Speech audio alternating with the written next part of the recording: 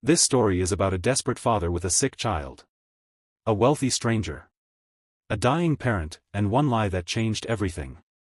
The slow rhythm of the heart monitor was the only thing keeping Caleb Monroe anchored to reality that night. Each tiny beep felt like a thin thread tying him to hope, a reminder that his little girl was still here, still fighting. His 6-year-old daughter Sophie, with her soft curls and impossibly gentle spirit, lay on the hospital bed looking far too small for a world that demanded so much of her. A blanket rested over her fragile body, swallowing her tiny frame. Tubes, wires, and machines surrounded her like a forest he could never quite push through. Caleb sat slumped in the stiff blue chair beside her, elbows on his knees, fingers pressed against his forehead. He hadn't slept in nearly 2 days, not properly. His entire body ached, his eyes burned, and his clothes smelled faintly of cleaning chemicals from the janitor shift he'd rushed from.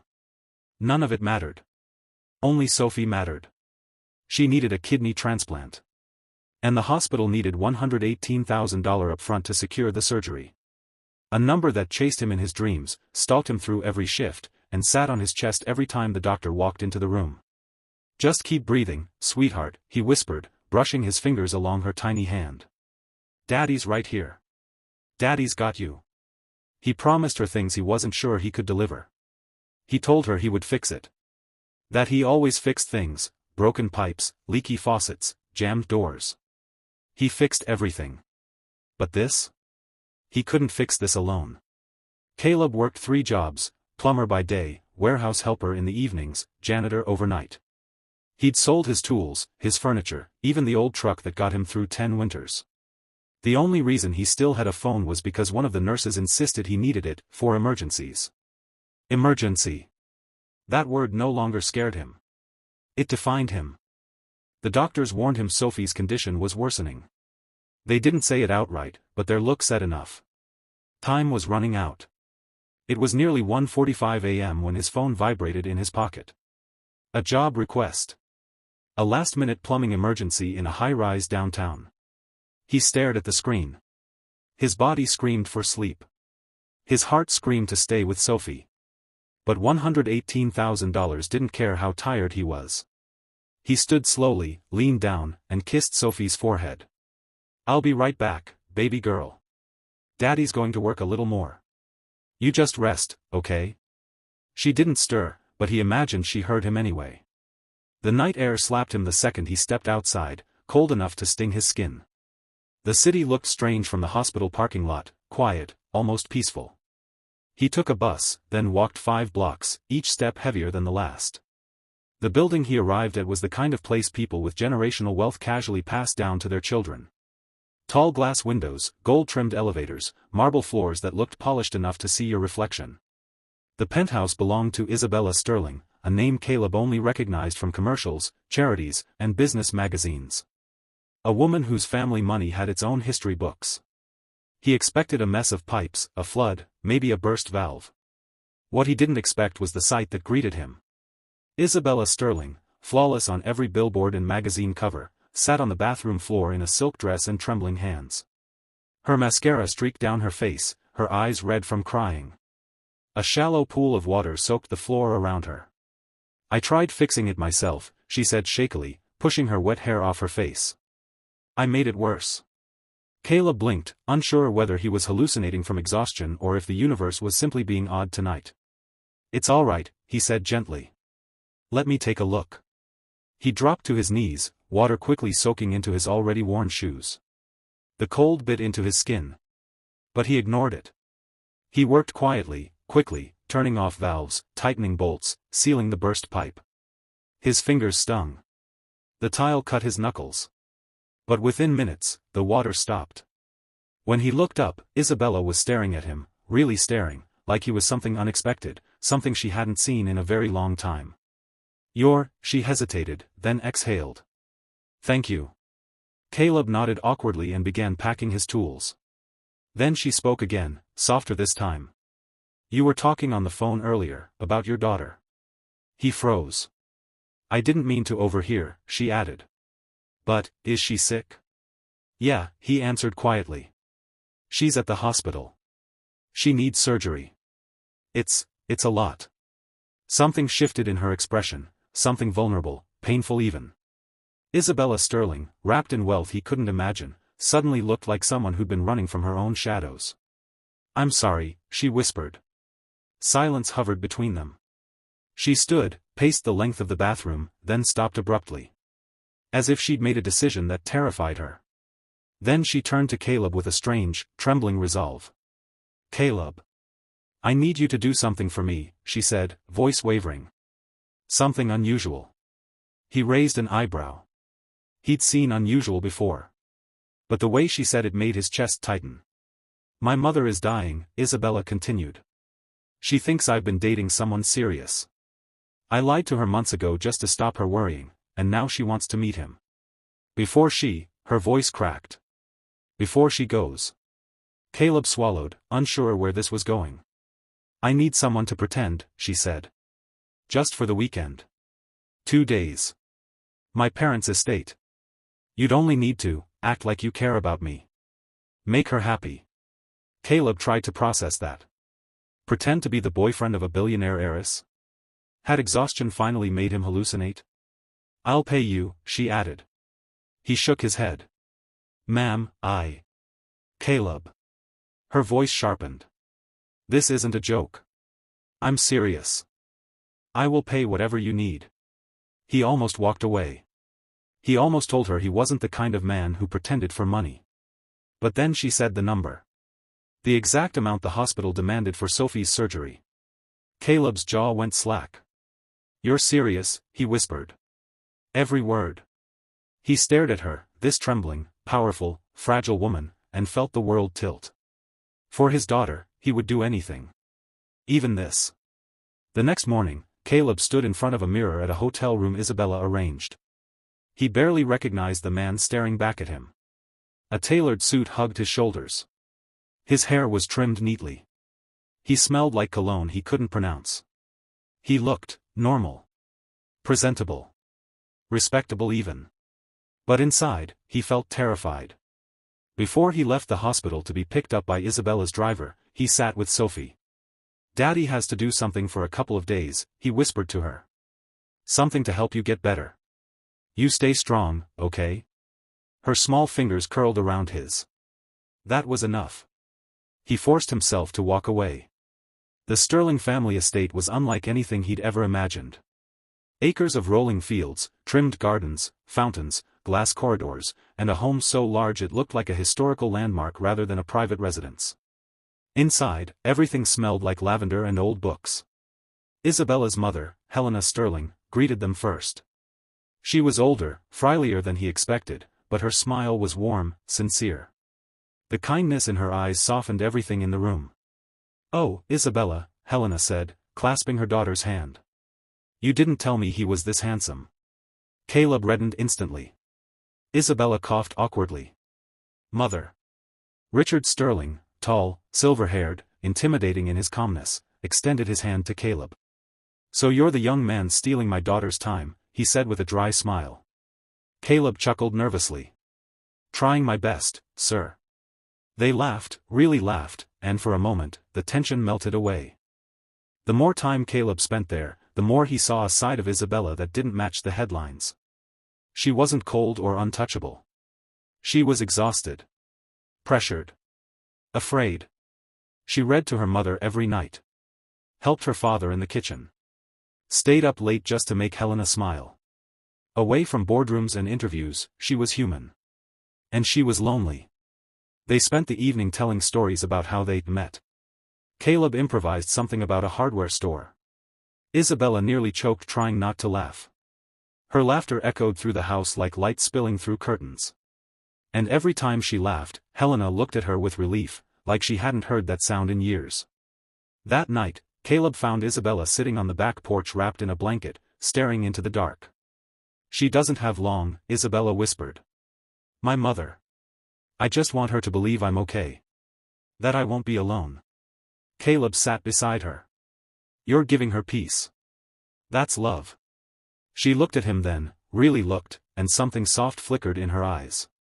"And you," she murmured, "you're giving your daughter hope. We're both pretending, but somehow, with you, it doesn't feel pretend." Caleb didn't know what to do with that. He didn't reach for her hand. But he wanted to. The night stayed quiet around them. Too quiet. As if something was changing. The next morning arrived with the gentle glow of sunlight sliding through the tall windows of the Sterling estate. Caleb woke earlier than anyone, unused to the luxury of a quiet room and a soft bed. He had spent months sleeping in hospital chairs and on break room floors. A mattress felt almost like a guilty pleasure. But the guilt that tugged at him wasn't about comfort. It was about why he was here. He was a father pretending to be someone else, borrowing a life that didn't belong to him. Yet every time he remembered Sophie, her pale face, her brave little smile, he reminded himself. This wasn't selfish. This was survival. Downstairs, he found Richard Sterling at the kitchen counter flipping pancakes with the confidence of a man who'd lived long enough to master the simple joys of life. "Well, good morning," Richard said, as if he'd known Caleb all his life. "Hungry?" Caleb blinked. I can help with breakfast, if you'd like." Richard chuckled. "Son, I've seen the way you look at my daughter. You're not afraid of work, but right now? Just sit. Eat. We take care of our own here. Take care of our own." The words hit Caleb harder than expected. He couldn't remember the last time someone had said something like that to him. He sat as Richard slid a plate of pancakes in front of him. "Helena's having a better morning," Richard said, lowering his voice. "You being here, it means more to her than you know." Caleb nodded quietly. He didn't know what to say. He wasn't supposed to matter this much. A little later, Helena appeared in the doorway, wrapped in a soft cashmere shawl. Her steps were slow, her breath occasionally catching, but her smile was radiant. "There he is," she said warmly. "Isabella told me you make her laugh. Anyone who can do that is already family." Caleb swallowed hard. Family. They said it so easily. Helena motioned for him to walk with her. They strolled through the garden, a stretch of roses, lilies, and tall trees swaying gently in the breeze. The sun bathed the estate in a warm gold, and for a moment, Caleb felt suspended in a life that wasn't his. "Isabella has always built walls around herself," Helena said softly. "She thinks she needs to be strong every minute of every day. I don't blame her. But it's lonely, pretending you don't need anyone." Caleb listened silently. "When she talks about you," Helena continued, her eyes soften. "She looks relieved. Like she finally let someone breathe in her world." Caleb's chest tightened. He wished the words were true. Wished he was that man. Wished he could be. "I just want her to have someone who sees her," Helena whispered, her voice trembling. "Not the Sterling name. Not the money. Just her." He wished he could promise Helena that. He wished he could tell her he wasn't pretending anymore. But he couldn't. Not when this entire weekend was built on a lie. As they walked back toward the house, Helena squeezed his arm gently. "Thank you for loving my daughter the way you do." Caleb nearly stumbled.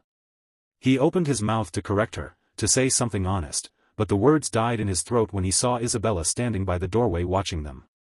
Her eyes glistened. She had heard the last line. And she didn't correct her mother either. The rest of the day passed in a blur. There were board games in the living room, laughter echoing through the hallways, and stories shared over dinner. They talked about favorite childhood memories, embarrassing moments, dreams for the future. Caleb didn't need to pretend as much anymore. Isabella wasn't pretending at all. At one point, when the four of them were together in the sitting room, Helena placed her hand over Caleb's and whispered, "Promise me something." He met her eyes. "When I'm gone, don't let her isolate herself again. Stay with her." Caleb froze. Isabella's breath hitched. Richard quietly wiped his eyes. It was the kind of moment no one in the room wanted to break. Caleb nodded slowly, even though it felt like lying. "I'll look after her," he whispered. And in that moment, he meant it, even if he didn't know how. Later that night, when the house had grown quiet, Caleb found Isabella outside on the porch again, wrapped in the same blanket as the night before. This time, she didn't flinch when he sat beside her. She didn't pretend to be composed. She looked tired, vulnerable, and painfully real. "My mother asked me today if you're the one," she whispered. Caleb's breath caught. "What did you say?" Isabella smiled weakly. "I told her she didn't need to worry about me anymore. They sat in silence for a long time, listening to the wind slipping through the trees. She wasn't wrong, Isabella said finally. You make things feel safe. Easy. Like the world isn't always falling apart. Caleb looked at her, really looked. The woman everyone saw as powerful, intimidating, untouchable. Right now she wasn't any of those things. She was a daughter afraid of losing her mother. A woman afraid of being alone. Isabella, he said gently, I'm not the man you think I am. She turned to him. I don't care who you are, she said softly. You showed up. You cared. You didn't walk away. That's more than most people have ever done for me. The honesty between them crackled lightly, dangerously. He could feel something shifting, something neither of them had expected. But he couldn't let it grow. Not now. We're here for your mother, he whispered. She nodded, blinking back tears. Yes, she agreed. Just, stay with me tonight. Not like that. She shook her head. I just don't want to sit in this silence alone. He stayed. They didn't touch. Didn't say much. Just sat together while the moon climbed higher in the sky. On the last day of the visit, Helena seemed different, more frail, but also more peaceful. She held Isabella close for a long time, whispering something into her ear that made Isabella's shoulders tremble. When she pulled away, Helena turned to Caleb. You take care of her, son, she murmured. Caleb nodded tightly, his chest aching. They left that afternoon, the car ride thick with a silence neither of them knew how to break. The world felt heavier now. And when they reached the city, when the tall buildings swallowed the last glimpse of green from the estate, Isabella finally spoke. It's done, she whispered. You held up your end. She reached into her purse and handed him an envelope, a check already written. Her voice cracked. It's all there. Caleb stared at the envelope but didn't open it. He didn't have to. He trusted her. You saved my mother, Isabella whispered. You saved me. He wanted to tell her she had saved him, too, saved Sophie, saved everything. But he couldn't speak. His throat felt too tight. Instead, he gave her a small nod. And then they parted. Just like that. As if 2 days didn't change everything. As if they hadn't held each other's worlds together. A week later, Sophie went into surgery. The check covered it. The surgery went well. And the recovery began slowly, painfully, hopefully. Caleb stayed by Sophie's bedside through every step. He told her stories about magical gardens and brave queens and kind ladies who helped save little girls they'd never met. But he didn't mention Isabella's name. Not because he didn't want to, but because he didn't know if he'd ever see her again. Every day, Isabella sent flowers. But she didn't visit. She kept her distance, as if returning to her real life required shutting the door on the make-believe one they'd shared. And Caleb let her. He told himself it was for the best. He told himself the chapter was over. Except. His heart didn't listen.